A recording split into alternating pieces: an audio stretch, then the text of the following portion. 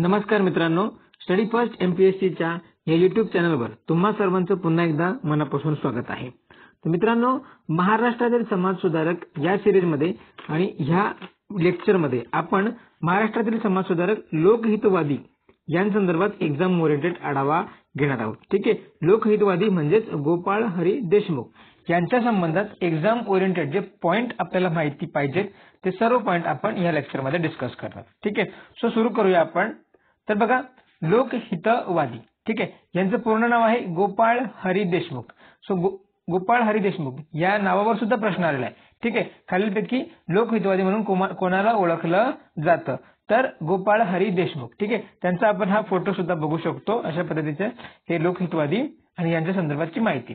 ठीक आहे, तर लोकहितवादी यांचा जर कार्यकाळ आपण जर बघायला गेलो तर बघा, तर ह्यांचा जन्म, ठीक आहे, किंवा कार्यकाळ जर बघायला गेलो तर 1823 ते 1892 हा त्यांचा कार्यकाळ किंवा त्यांचा कालावधी दिसतोय। तर जन्म जो आहे 18 फेब्रुवारी 1823 रोजी पुणे या ठिकाणी लोकहितवादी म्हणजे गोपाळ हरी देशमुख यांचा जन्म झाला। ठीक आहे, त्यांचं मूळ गाव, ठीक आहे, किंवा मूळचे ते कोकणातले होते, हे लक्षात ठेवायचं। नेक्स्ट बघा, त्यांचा मृत्यू जो आहे, मृत्यू 9 ऑक्टोबर 1892 ला झाला होता। हा पण पॉइंट लक्षात ठेवणार। ठीक आहे, सो वन बाय वन त्यांच्या संदर्भात आपण काही पॉइंट्स जे आहेत ते इथे डिस्कस करूया। ते म्हणजे बघा, तर लोकहितवादी यांना धर्म प्रबोधनाच्या क्षेत्रातील अग्रणी म्हणून ओळखलं जातं। लोकहितवादी यांना धर्म प्रबोधनाच्या क्षेत्रातील अग्रणी म्हणून ओळखलं जातं। ठीक आहे, त्यानंतर बघा 19व्या शतकात वैचारिक व समाज प्रबोधनाचा पाया सर्वप्रथम त्यांनी घातला। ठीक आहे, सो लोकहितवादींनी 19व्या शतकात सर्वप्रथम वैचारिक व समाज प्रबोधनाचा पाया घातला। हा पॉइंट सुद्धा लक्षात ठेवायचा। मग त्यांच्या कारकिर्दीमध्ये बघा, सो 1851 साली ते वाई इथे न्यायाधीश झाले। वाई इथे न्यायाधीश झाले 1851 मध्ये। त्याच्यानंतर बघा, जो अहमदाबाद, ठीक आहे, अहमदाबाद येथील जो स्मॉल कॉज कोर्ट आहे, अहमदाबाद येथील स्मॉल कॉज कोर्टामध्येचे ते मुख्य न्यायाधीश होते, हे लक्षात ठेवायचं। त्यानंतर 1884 मध्ये ते रतलाम संस्थानाचे दिवाण होते। ठीक आहे, रतलाम संस्थानाचे दिवाण 1 वर्षासाठी, ठीक आहे, लक्षात घ्या, 1 वर्षासाठी ते या रतलाम संस्थानाचे दिवाण होते, हे लक्षात ठेवायचं। त्यांच्या कार्यामुळे ब्रिटिशांनी त्यांना काही पदव्या दिल्या किंवा काही पद देऊन सन्मान केले।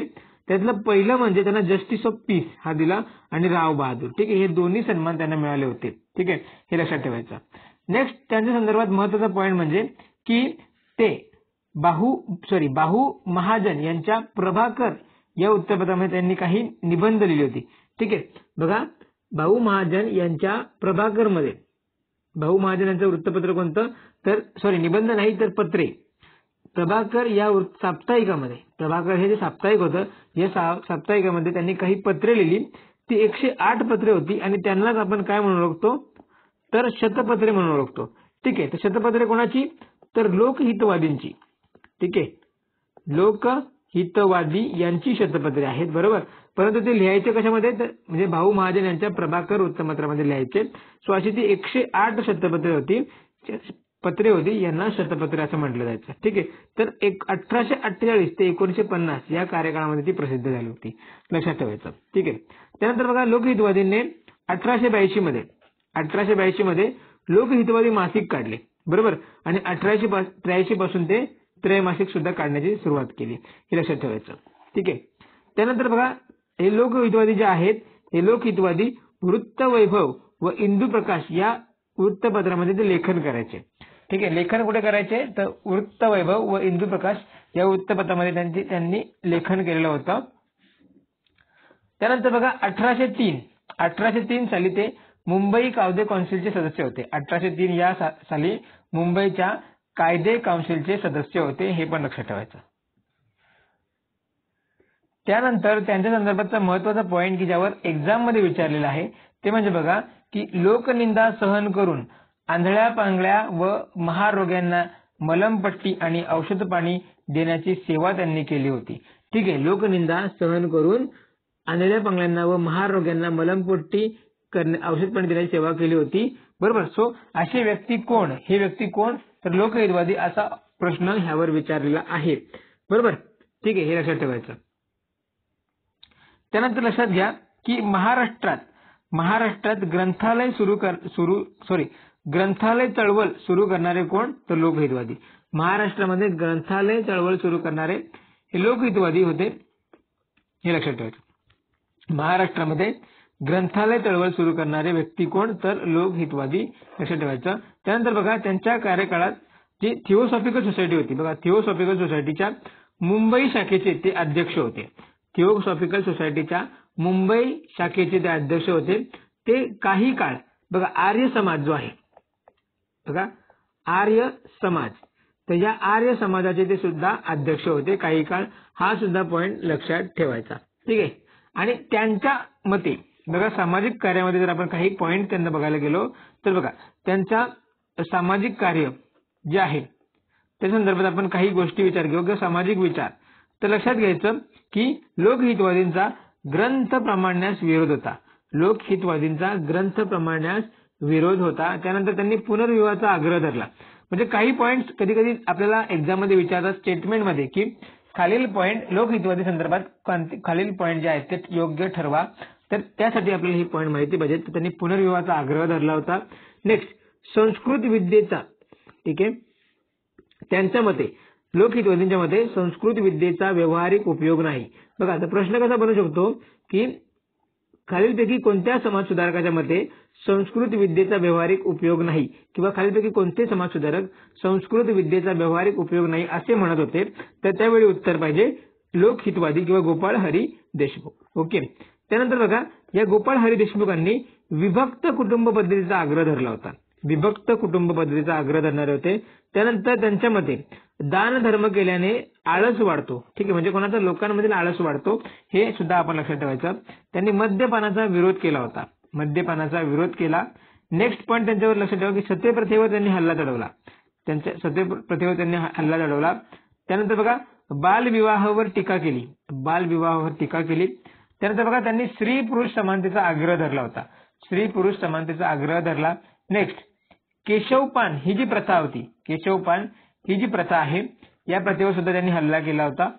नेक्स्ट बघा तर त्यांनी सतीच्या वैधव्यावर सक्तीच्या वैधव्यावर सुद्धा हल्ला केला, म्हणजे त्यांनी त्याच्यावर विरोध केला. नेक्स्ट वर्ण व्यवस्था व जातीभेदावर सुद्धा हल्ला केला, म्हणजे त्याचा सुद्धा त्यांनी विरोध केला होता. सो अशा पद्धतीने या लोकहितवादींचे सामाजिक विचार आपण इथे लक्षात घेतले. ठीक आहे, लोकहितवादींचे सामाजिक विचार लक्षात घेतले. त्याच प्रकारे त्यांच्या संदर्भात काही पॉइंट लक्षात घ्या की ते जरी म्हणजे ब्रिटिशवादी सरकारच्या न्यायालयीन सेवेत होते तरी पण ते ब्रिटिश शासनातील दोषांबद्दल अतिशय परखडपणे बोलत. ठीक आहे, मग अशी व्यक्ती कोण जर विचारली तर लोकहितवादी. ठीक आहे, आणि त्यांच्या संदर्भात किंवा त्यांनी ब्रिटिशांना एक शब्दात ताकीद दिली होती ती म्हणजे की जर तुम्ही आमच्या इच्छेविरुद्ध एखादा कायदा लादण्याचा प्रयत्न कराल तर आम्ही एक होऊन तुम्हाला परत जाण्यास सांगू. असं कोण म्हणालं होतं तर लोकहितवादी म्हणाले होते. हे सुद्धा लक्षात ठेवायचं. ठीक आहे, तर हे लोकहितवादी संदर्भात काही महत्वाचे पॉईंट लक्षात ठेवायचे. त्याच प्रकारे त्यांच्या मते लोकहितवादींच्या मते समाजात जाती फक्त दोनच आहेत, म्हणजे एक स्त्री आणि व पुरुष या दोनच जाती आहेत, त्याच्या व्यतिरिक्त जाती नाहीत असं लोकहितवादींचं म्हणणं होतं. हे लक्षात ठेवायचं. तर लोकहितवादी संदर्भात त्यांचे जे ग्रंथ आहेत, ठीक आहे, तर त्यांच्या ग्रंथासंदर्भात आपण काही पॉइंट्स इथे जाणून घेऊया. तर बघा लोकहितवादींनी त्यांच्या कार्यकाळामध्ये जवळजवळ 36 ग्रंथ लिहिले. ठीक आहे, जवळजवळ 36 ग्रंथ त्यांनी लिहिले होते. ठीक आहे, सो त्या 36 मधले काही महत्वाचे जे आहेत ते आपण इथे बघूया. तर सगळ्यात पहिले लक्षात ठेवा बघा गीता तत्व हे त्यांचा ग्रंथ. त्यानंतर गीता तत्व 2 वेळा झालं. ठीक आहे, गीता तत्व हे त्यांचा ग्रंथ आहे. त्यानंतर नेक्स्ट आपण बघूया तर पुढचं आहे जातीभेद. पुढचा ग्रंथ कोणता आहे? जातीभेद. त्यानंतर बघा भिक्षुक हे त्यांचा ग्रंथ आहे. नेक्स्ट ग्रंथ भरतखंड पर्व, पानिपतची लढाई, ऐतिहासिक गोष्टी, हिंदुस्थानचा इतिहास, त्यानंतर गुजरात देशाचा इतिहास, लंकेचा इतिहास, ठीक आहे, सुराष्ट्र देशाचा इतिहास, त्यानंतर बघा उदयपूरचा इतिहास, पृथ्वीराज चव्हाणांचा इतिहास. ठीक आहे, अशा पद्धतीने इतिहासावर त्यांनी भरपूर ग्रंथलेखन केलेलं आहे किंवा काही ग्रंथांचे त्यांनी भाषांतर केलेले आहेत. त्यानंतर लक्ष्मीज्ञान हा त्यांचा महत्वाचा ग्रंथ आहे, हा पाठच पाहिजे आपल्याला. लक्ष्मीज्ञान हा लोकहितवादींनी लिहिला होता. ग्रामरचना, बघा ग्रामरचना हा सुद्धा त्यांनीच लिहिला होता, हे लक्षात ठेवायचं. गीता तत्व, तर बघा लक्ष्मीज्ञान, ग्रामरचना, गीता तत्व, त्यानंतर जातीभेद, हे सगळे ग्रंथ जे आहेत ते लोकहितवादी संदर्भात पूर्णपणे पाठ करून ठेवायचे. ठीक आहे, यावर प्रश्न विचारला जातो.